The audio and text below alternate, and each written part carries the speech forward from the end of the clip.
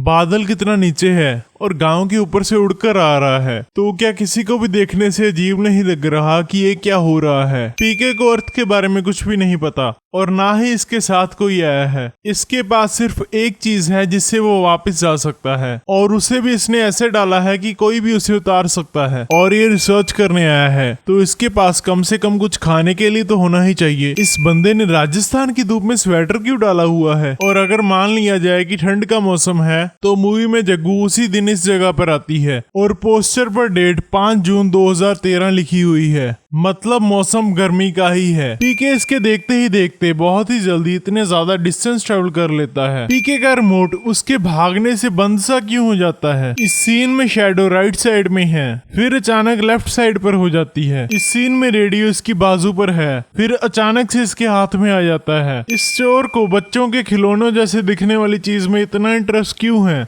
जो उसने अपना रेडियो फेंक दिया? तो इन दोनों के पास 4 यूरोस कम रह जाते हैं। तो जग्गू इस आदमी को अपनी घड़ी का ऑफर देने की बजाय इसको अपनी घड़ी का ऑफर देती है। जग्गू ने अपनी साइकिल पर लॉक लगाया था, तो सरफराज उसे इतनी जल्दी चलाकर कैसे ले गया? और अगर आपके पीछे सिक्योरिटी वाले पड़े हों तो आप अपनी साइकिल किसी को भी चलाने दोगे जो आपसे कुछ देर पहले ही मिला है? और सरफराज साइकिल लेकर कहाँ जा रहा है? सिक्योरिटी वाले तो कब के पीछे रह गए। पाकिस्तान एम्बेसी तो ब्रसल्स में है। जग्गू को सरफराज कुछ मिनटों में ही कुछ ज्यादा ही अच्छा लगने लग गया। अब इन दोनों का प्यार दिखाना है, बस चला दो गाना, हो गया प्यार। सरफराज इतनी जल्दी नीचे से ऊपर आ जाता है, इसको धूम 4 में पक्का कास्ट करेंगे। जब तक जग्गू इसके पास पहुंचती है तब तक सरफराज पूरी बिल्डिंग घूमकर उसके पास पहुंच जाता है, सिवाय तपस्वी जी की चीजों को छोड़कर। जग्गू की बचपन की सारी चीजें ब्लैक एंड व्हाइट थी, इनमें तो सच में कोई शक्ति है। जग्गू के पिता लैपटॉप लेकर आए और इन्हें उनकी समस्या पहले ही पता है। सरफराज एग्जैक्टली उसी टाइम पर आता है जब जग्गू लैपटॉप बंद कर देती है। कोइंसिडेंस कि इस लड़की से जिस लड़के की शादी हो रही है उसका भी देश और धर्म अलग है और वो लड़का भी इसके जग्गू को बिल्ली पकड़ाने के बाद आता है। अगर अच्छी न्यूज नहीं है तो कुत्ते का सुसाइड दिखाने वाली क्या बात है? इससे अच्छा 4-5 लोगों की किसी टॉपिक पर बहस दिखा दो। पीके एक नोट निकालता है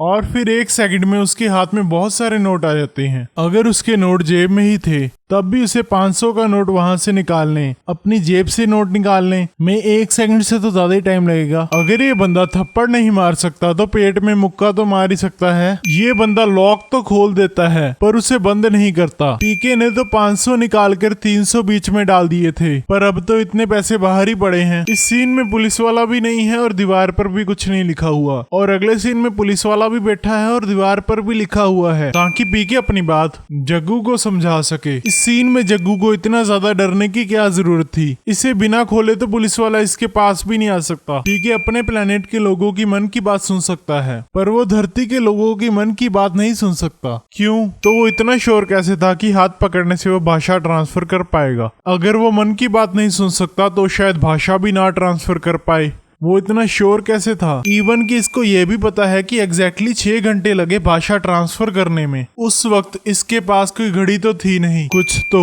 गड़बड़ है। कार की खिड़की खुली है ताकि पीके कपड़े उठा सके। पीके को पहली बार में ही पता लग गया कि शर्ट के बटन कैसे लगाने हैं और पहननी कैसे है। पीके को पहले रुपए के बारे में कुछ नहीं पता था, तो वो इतने दिन खा पी क्या रहा था? वो अपने साथ भी कुछ नहीं लाया था। पीके को महात्मा गांधी की फोटो समोसे के नीचे से मिली, तो पहले इसने समोसा खरीदा होगा और उसके लिए रुपए लगे होंगे, तो उसे पहले ही पता लग गया होगा कि रुपए के नोट से ही कुछ खरीदा जा सकता है। पीके के कपड़े रोज ही चेंज होते हैं, तो कैसे रोज ही डांसिंग कार मिलती है? पीके डांसिंग कार से अपने पैरों में पहनने के लिए कुछ नहीं उठाता, तो उसके पैरों में अपने आप कुछ ना कुछ कैसे आ जाता है? जब टक्कर लगती है तब वो काफी दूर जाकर गिरता है, पर अगले सीन में अचानक वो जहाँ पर गिरा था वहां से आगे पहुंच जाता है। इसके एक बार बोलने से पीके किसी आदमी का हाथ नहीं पकड़ता है, पर इसको अभी इसकी लैंग्वेज समझ नहीं आती है, तो फिर पीके अकेली लड़कियों की तरफ क्यों भाग रहा है? गाने में वो कहते हैं छोरा छोरी फर्क ना समझे मारे सब पे छलांग, पर पीके गाने में सिर्फ लड़कियों का ही हाथ पकड़ता है। और गांव के लोग तो कमाल के हैं, सभी लोग यहाँ पर डांस करने के लिए आए हैं। पहले ये बंदा पीके के साथ डांस कर रहा था, तो फिर अचानक ये यहाँ पर कैसे पहुंच गया? पीके को कैसे पता कि भाषा ट्रांसफर करने से बोलने लग जाएगा? इनके प्लेनेट पर तो मन में बात करते हैं, तो इसने ये पहले कभी ट्राई नहीं किया होगा। पीके को भगवान के बारे में कुछ नहीं पता, तो शायद हमें ये मान लेना चाहिए कि इनके प्लेनेट में भगवान के बारे में किसी को कुछ नहीं पता। पर पीके को बैटरी के बारे में पता है। इस सीन में वो बैटरी के बारे में बात कर रहा है, पर मूवी के एंड में हमें पता लगता है कि पीके प्लेनेट में बैटरीज है ही नहीं। तो अगर पीके को बैटरी का पता है तो इसका मतलब जो फुलझड़िया को पता है वो पीके को भी पता है। तो ये तो हो ही नहीं सकता कि फुलझड़िया को भगवान के बारे में ना पता हो। इसका मतलब पीके जहां भी जाता है उसे एक ही चीज बोलते हैं, पीके है क्या या पीके हो क्या। ऐसा भी तो बोल सकते हैं, ज्यादा पी रखी है क्या, इतना ज्यादा ना पिया करो। इस सीन में पीके बोलता कुछ और है और आवाज आती है सूली पर। पीके इतनी जल्दी भूल जाता है कि वो पहले चर्च में गया था। पीके के पीछे इतने लोग भागे पर उसे कोई भी पकड़ नहीं पाया। पीके सिर्फ 3 लड़कियों को कहता है कि आपके पति मर गए हैं क्या, तो उसके पीछे इतनी सारी लड़कियां क्यों पड़ जाती हैं। जब पीके के पीछे लोग भागते हैं तब वो एक ही बस में चढ़ता है, नंबर 1279। उसे यही बस क्यों मिली है। ओके, तो पीके को जो भी सैड लगता है उसका वो हाथ पकड़ लेता है। वो उससे सीधा पूछ भी तो सकता है। और जो लोग पीके को पीट रहे हैं उनके खुद के दांत निकल रहे हैं। अब ये सब पीके के पीछे क्यों भाग रहे हैं। टॉयलेट के अंदर जाने के पैसे लगते हैं तो किसी ने इनसे पैसे क्यों नहीं लिए। इतने सारे लोग पीछे के रास्ते से आए हैं पर पीके सीधा इस रास्ते से अंदर घुस गया और इसे किसी ने भी नहीं रोका। और ये बंदा तो कुर्सियों के बीच में से निकल रहा है, फिर भी इसे किसी ने नहीं रोका। पीके को अपने आप को लकी समझना चाहिए। अगर ये रिमोट किसी आम इंसान को मिलता तब तो इसके मिलने के चांस ही नहीं थे। पीके के अलावा किसी को भी इसके ऊपर से निकल के यहाँ पर खड़ने की इजाजत नहीं है। अब ये क्या है भाई, ये बंदा क्या कर रहा है। वाओ, इतने सारे लोग, कुछ लोग तो इंडिया के भी नहीं हैं। अब पीके बता रहा है कि वो जिसका हाथ पकड़ेगा उसके माइंड में जो चल रहा होगा वो उसे पता लग जाएगा, पर उस वक्त तो ऐसा नहीं हुआ था। तो पीके ये भी चूज कर सकता है कि उसे अपने अंदर क्या क्या ट्रांसफर करना है। ये आदमी पीके और जग्गू के बात करने से पहले जल्दी में निकला था और पीके और जग्गू 40 सेकंड से ऊपर बात करते हैं, फिर भी वो आदमी वहां तक ही पहुंचा है। इसके अलावा और क्या रीजन हो सकता है कि जग्गू उसका पीछा कर सके। पीके जग्गू से कहता है कि जब से वो इस प्लेनेट पर आया है सभी ने उससे पैसा लिया है, उसे अभी तक किसी ने भी पैसा नहीं दिया। पर उसने खुद ने तो कहा था कि ब्रिज वाला जेंटलमैन इसके लिए पैसा लेकर खड़ा होता था। असल में तो वो पीके के लिए नहीं खड़ा होता था, पर पीके को तो ऐसा ही लगता था। तो फिर वो जग्गू को भी जेंटलमैन बुलाता है और कहता है कि उसके पैसा देने की वजह से उसने उसे सब कुछ बता दिया। तो क्या इसने उस ब्रिज वाले बंदे को भी सब कुछ बताया होगा। कॉल करने वाला इतना बेवकूफ था कि जग्गू उसे कितनी बार कहती है कि ये रॉन्ग नंबर है, फिर भी वो कॉल करता रहता है। और जब जग्गू उसके साथ मजाक करती है तब वो उसे सीरियस ले लेता है। ये बंदा तपस्वी से कहता है कि मेरी बीवी 6 महीने से पैरालाइज है और डॉक्टरों ने अपने हाथ उठा दिए हैं। और मजे की बात यह है कि तपस्वी भी अपना हाथ उसी वक्त उठा लेता है। मैं तो कुछ नहीं कर सकता भाई। तपस्वी सभी लोगों के सामने उससे इशारा करता है। जग्गू कहती है कि पीके ने एक अहम सवाल उठाया है और पीके कहता है कह। लोग सोचेंगे कि जिसने सवाल उठाया है उसे खुद ही नहीं पता कि सवाल है क्या, उसकी पॉकेट में क्या है ये इतनी पास से भी दिखाई नहीं दे रहा। और तपस्वी को इतनी दूर से शक हो जाता है कि उसकी पॉकेट में सिगरेट है। इस बंदे में सही में पावर्स हैं। अगर पीके इन सभी लोगों को अलग कपड़ों में लेकर आया है और उनका धर्म पूछ रहा है तो ऑब्वियसली उसका कोई प्लान तो होगा। मगर इस बार तपस्वी जी की पावर्स काम नहीं करती और इन्होंने पीके को इस बार अंदर ही क्यों आने दिया। जब पीके इसे पगड़ी उतारने के लिए कहता है तभी अपना हाथ पहले ही पगड़ी पर लेकर जा चुका होता है। तो क्या इस सब की इन्होंने पहले प्रैक्टिस की थी। पीके की बॉडी पर से निशान कहां पर गए। अब बाहर निकालने का क्या फायदा, अब जो उसने कहना था वो तो कह दिया, ये तो पहले करना चाहिए था। जग्गू को ये नहीं पता कि पीके असल में बताना क्या चाहता है, पर फिर भी वो कहती है कि अगर इसकी बात बकवास निकली तो ये शो बंद कर देगी। वाओ।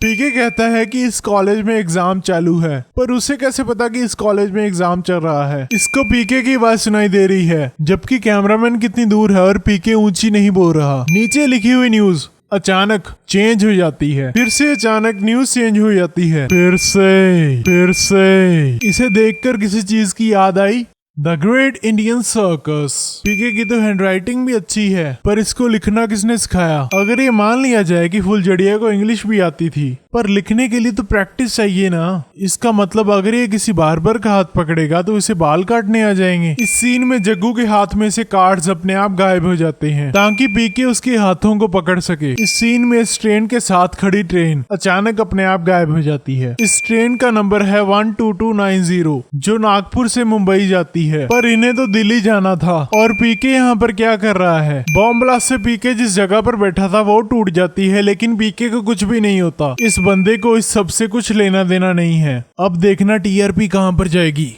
या इस सीन में तपस्वी जी कहते हैं कि आप मैरिज रजिस्ट्रार के ऑफिस में गई थी, पर जग्गू तो चर्च में गई थी। पाकिस्तान एम्बेसी संडे को बंद होती है, तो ये सीन पॉसिबल ही नहीं था। पाकिस्तान की एम्बेसी के सारे लोग अपना काम छोड़कर इसके पास आकर खड़े हो गए। हाँ, 2-4 लोग और आ जाओ, कई लोग तो काफी पीछे से आ रहे हैं। ये शो शाम के 6 बजे शूट करना शुरू किया गया था और अब शो खत्म होने वाला है, तो अभी भी इनके घर के बाहर इतनी रोशनी क्यों है? और अगर ये शो रिकॉर्डेड है तो जग्गू की मॉम उसी टाइम पर ये शो कैसे देख रही है? सरफराज जग्गू से सही में बहुत प्यार करता था, अभी तक वही कपड़े डाले हैं। चलो कपड़ों का तो छोड़ो, अभी तक पेन भी वहीं पर लगा हुआ है। पीके ने ये रिकॉर्ड कब किया? उस वक्त तो वो सोकर उठा था और उसे जग्गू से प्यार का एहसास भी इस सीन के बाद ही हुआ था, और बाकी सब भी इसने बिना रिकॉर्ड बटन दबाए रिकॉर्ड कर लिया। जग्गू की वॉइस इतनी क्लियर कैसे है? जग्गू इन्हें बिना कवर के उठाती है और रखती इन्हें कवर के साथ है। इस कार्ड को तो पीके ने स्टेशन पर अच्छे से मरोड़ दिया था,